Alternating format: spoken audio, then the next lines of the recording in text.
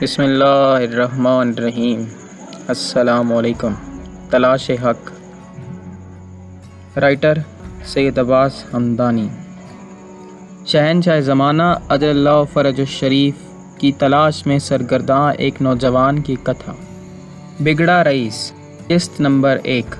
ایک جدید انداز میں سجے ہوئے بیڈ روم میں دو شخص صفائی میں مصروف تھے۔ شکل حلیے سے دونوں نوکر لگ رہے تھے۔ یہ بیڈ روم کسی بگڑے ہوئے رئیس نوجوان کا لگ رہا تھا، کیونکہ بیڈ روم کی دیواروں پر Michael Jackson, Madonna, Britney Spears کی تصویریں لگی ہوئی تھیں۔ ان دونوں نوکروں میں سے ایک دوسرے کو کہنے لگا، رفیق، صفائی اچھے طریقے سے کرنا، تمہیں پتہ ہے ظفر صاحب کتنے غصیلی طبیعت کے ہیں۔ اگر کوئی بھی چیز اپنی جگہ پر رکھی نہ ملے تو ناراض ہو جاتے ہیں اور سزا دیتے ہیں۔ دوسرا نوکر کہنے لگا، زاہد بھائی، آپ کی بات ٹھیک ہے، میں پوری کوشش کر رہا ہوں کہ کوئی چیز آگے پیچھے نہ ہو، کیونکہ مجھے پچھلی دفعہ کی سزا یاد ہے جب ظفر بھائی نے مجھے ایشٹرے نہ ملنے پر 1 گھنٹہ دھوپ میں کھڑا کر دیا تھا۔ رفیق ایک ٹھنڈی سانس بھر کر کہنے لگا، ان کے والدین کتنے اچھے ہیں، لیکن ظفر صاحب ولایت سے تعلیم حاصل کر کے آئے ہیں، ان کے دوست بھی سارے ان جیسے بگڑے ہوئے ہیں، ابھی بھی گوروں کی طرح ہمیں اپنا غلام سمجھتے ہیں۔ زاہد کہنے لگا، اس دفعہ ظفر صاحب دوستوں کے ساتھ شکار کے لیے گئے ہیں اور 1 مہینہ واپس نہیں آئے۔ خدا خیر کرے، کبھی باہر اتنے دن لگاتے نہیں ہیں۔ رفیق ہنسا اور کہنے لگا، اچھا ہوا ہے 1 مہینہ تو سکھ سے گزرا ہے، اللہ کرے یہ پکے اپنے میموں کے پاس ولایت چلے جائیں، ہماری جان تو چھوٹے۔ زاہد کہنے لگا، نہ رفیق بھرا، ایسا نہیں کہتے، وہ مالک ہیں، ہم نوکر، نسلوں سے ہم ان کا اور ان کے خاندان کا نمک کھاتے ہوئے آئے ہیں۔ رفیق کہنے لگا، آج حویلی سے فون آیا تھا کہ ظفر صاحب دوپہر تک پہنچ جائیں گے۔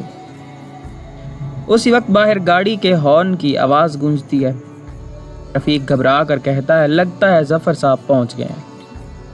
وہ دونوں کمرے پر ایک نگاہ ڈالتے ہیں، صفائی سے مطمئن ہو کر باہر بھاگتے ہیں۔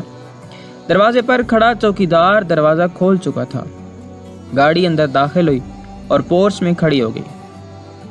رفیق دروازہ کھولنے کے لیے بھاگ کر گاڑی کی ڈرائیونگ سائٹ پر جاتا ہے، لیکن اس سے پہلے ہی ایک لمبا تڑنگا خوبصورت سا نوجوان جو 23 سال کے پیٹے میں ہوگا، دروازہ کھول کر باہر نکل آیا۔ رفیق نے ادب سے سلام کیا۔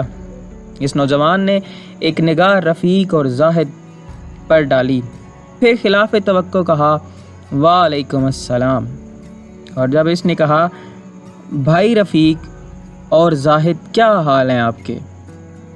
دونوں اس تخاطب پر بہت پریشان ہو گئے۔ یک زبان ہو کر دونوں کہنے لگے، سائیں اللہ کا بہت شکر ہے۔ نوجوان نے انہیں مزید پوچھا کہ آپ کے گھر میں سب خیریت ہے؟ ان دونوں نے ایک دوسرے کو دیکھا اور پھر کہا، جی سائیں، مالک کا بہت احسان ہے۔ نوجوان چلتا ہوا اپنے کمرے میں داخل ہو گیا۔ اس نے کمرے میں ایک نگاہ ڈالی۔ اسی دوران رفیق اور زاہد گاڑی میں سے سامان نکال کر پیچھے پہنچ گئے۔ نوجوان جو ظفر تھا کہنے لگا، رفیق، ان ملعون عورتوں کی تصویریں اتار کر باہر پھینکو اور ان کے جتنے میوزک البم کمرے میں رکھے ہیں وہ بھی باہر پھینکو۔ کمرہ تو صاف ہی ہے۔ یہ چیزیں باہر پھینکنے کے بعد کمرے میں لبان روشن کرو، میں غسل کر لوں، پھر یہاں کمرے میں قرآن مجید کی تلاوت کرتے ہیں۔ ظفر باتھ روم میں گھس گیا، جبکہ دونوں نوکر حیران ہو کر ایک دوسرے کو دیکھنے لگے اور سرگوشی میں ایک دوسرے سے کہنے لگے، یہ آج ظفر صاحب کو کیا ہو گیا ہے، بالکل ہی تبدیل ہو گئے ہیں۔ پھر وہ تصاویر اتارنے لگے۔ ظفر غسل کرنے کے بعد شلوار قمیض پہن کر باہر نکلا۔ اس کے بال گیلے تھے۔ وہ کہنے لگا، رفیق، گاڑی کی ڈیش بورڈ پر قرآن پاک رکھا تھا اور وہ 3 کتابیں رکھی تھیں، وہ بھی اٹھا لو۔ پھر خود ہی کہنے لگا، یار تم نے وضو نہیں کیا ہوگا، میں خود ہی جا کر لے آتا ہوں۔ پھر کہنے لگا، تم دونوں اس دوران وضو کر لو۔ ظفر باہر گیا، قرآن پاک اور دوسری کتابیں ادب سے اٹھائے کمرے میں داخل ہوا۔ کتابیں اس نے احترام سے ٹیبل پر رکھی، پھر صوفے پر بیٹھ گیا۔ احترام سے قرآن پاک کھولا اور سورہ بنی اسرائیل کھول کر تلاوت کرنے لگا۔ دونوں نوکر بھی آ کر زمین پر بیٹھ گئے۔ ظفر کی آواز میں بہت درد اور رقت تھی۔ تلاوت کرتے ہوئے اس کی آنکھوں سے آنسو جاری ہو گئے۔ دونوں نوکر سر جھکائے ہوئے تھے، لیکن ان کے اندر ظفر کا نیا روپ دیکھ کر طوفان چل رہے تھے۔ تلاوت کے اختتام پر ظفر نے ایک کتاب کھولی اور دعائے عہد کی تلاوت شروع کی۔ دعائے عہد کے اختتام پر دعا کی اور پھر دونوں نوکروں سے مخاطب ہو کر کہتے ہیں، بھائی رفیق، بھائی زاہد، آپ میرے پرانے خدمت گار ہیں، لیکن میرا رویہ آپ دونوں کے ساتھ ہمیشہ نازیبا رہا ہے۔ میں آپ دونوں سے اپنے سابقہ رویے کی معافی مانگتا ہوں۔ اگر آپ مجھے معاف نہیں کریں گے تو میرے مولا و آقا کریم زمانہ عجل اللہ فرج الشریف بھی مجھے معاف نہیں کریں گے، کیونکہ حقوق العباد کو اللہ بھی معاف نہیں کرتا جب تک کہ وہ انسان جس کے ساتھ زیادتی ہو معاف نہ کرے۔ دونوں نوکر رونے لگے اور کہنے لگے، نہ سائیں، نہ ایسا کہہ کر ہمیں گناہ گار نہ کریں۔ آپ سید سردار ہیں، مالک ہیں ہمارے، ہم آپ کے نوکر چاکر ہیں۔